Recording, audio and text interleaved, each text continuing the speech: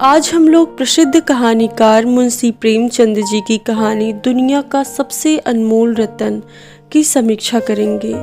समीक्षा करने से पूर्व कथाकार के विषय में थोड़ा सा जान लेते हैं।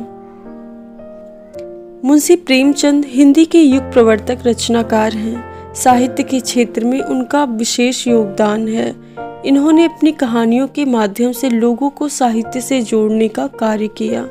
इनकी कहानियों में सामाजिक यथार्थ का चित्रण हुआ है तथा ये कहानियाँ समाज को सही मार्ग दिखाती हुई संदेश प्रस्तुत करती है। दुनिया का सबसे अनमोल रत्न प्रेमचंद जी की पहली कहानी है। यह कहानी कानपुर में प्रकाशित होने वाली उर्दू पत्रिका जमाना में वर्ष 1907 ईस्वी में प्रकाशित हुई थी।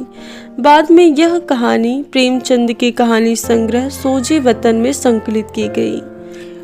कहानी का प्रमुख पात्र दिल फिगार इस कहानी का मुख्य पात्र है, जो मल्लिका दिल फरेब से प्रेम करता है। वह एक सच्चा प्रेमी है जो अपनी प्रेमिका के लिए जान तक दे सकता है।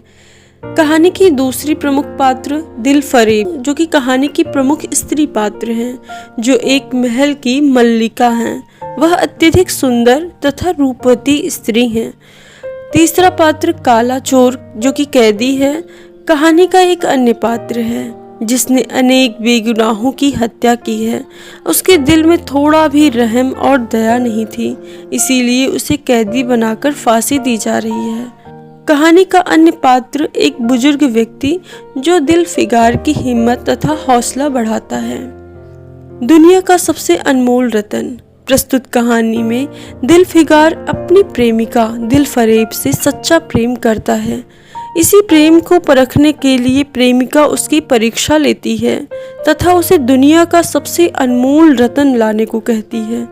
साथ ही यह शर्त भी रखती है कि यदि वह चीज तुम्हें नहीं मिले तो दोबारा मेरे पास मत आना, वरना मैं तुम्हें सूली पर चढ़वा दूंगी। दिल फिगार अपने प्रेम को सिद्ध करने के लिए उस अनमोल चीज को ढूंढने के लिए निकल पड़ता है। वह सोचता है कि दुनिया में सबसे अनमोल क्या हो सकता है, परंतु निष्फल रहता है। बहुत खोजबीन करने के बाद भी उसे वह अनमोल रत्न नहीं मिलता। बहुत दिनों तक भटकते रहने के बाद उसे एक कैदी के आंसू की बूंद मिलती है, जिसे वह अपनी प्रेमिका के पास ले जाता है। परंतु प्रेमिका उसे अनमोल रत्न नहीं मानती और उसे दोबारा खोजने के लिए भेजती है। कुछ दिनों बाद उसे सती की चिता की राख मिलती है और उसे लेकर वह प्रेमिका के पास पुनः जाता है, लेकिन वह उसे भी अनमोल रत्न नहीं मानती। तीसरी बार दिल फिगार निराश हो जाता है तथा आत्महत्या करने का प्रयास करता है। एक फकीर आकर उसे हौसला देता है तथा हिंदुस्तान की ओर जाने को कहता है, जहां उसकी इच्छा पूरी होगी। हिंदुस्तान पहुंचने पर उसे एक सैनिक घायल अवस्था में मिलता है, जो अपने वतन के लिए लड़ते हुए अपने प्राणों का बलिदान दे देता है। दिल फिगार समझ जाता है कि इस देशभक्त के खून से कीमती कुछ नहीं, अतः उसके रक्त की अंतिम बूंद को लेकर वह प्रेमिका के पास पहुंचता है, जहां प्रेमिका उसकी भेंट को स्वीकार करते हुए उसके प्रेम को भी स्वीकार कर लेती है। अंत में प्रेमिका ने एक तख्ती निकाली जिस पर स्वर्ण अक्षरों में लिखा गया था, खून का वह आखिरी कतरा जो वतन की रक्षा करते हुए गिरे, वही दुनिया का सबसे अनमोल रत्न है। कहानी का कथानक संक्षिप्त है, परंतु घटनाओं के विस्तार के कारण थोड़ा लंबा हो गया है। मुख्य कथा को आगे बढ़ाने के लिए कैदी, सती तथा घायल सैनिक का प्रसंग बहुत महत्वपूर्ण भूमिका निभाते हैं। इस कहानी में प्रेमचंद ने देश प्रेम तथा देशभक्ति को सबसे अधिक महत्व दिया है।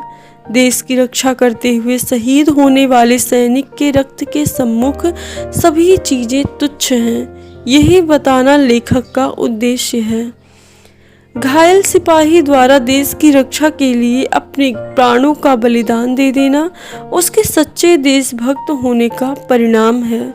गुलामी में जीने से तो अच्छा है देश की रक्षा करते हुए ही मर जाना। यही संदेश लेखक ने इस कहानी के माध्यम से दिया है।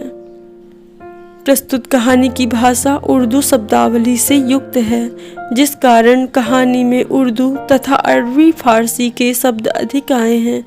कथा को मनोरंजक बनाने वाली घटनाओं में मुहावरों तथा लोकोक्तियों का भी प्रचुर मात्रा में प्रयोग किया गया है।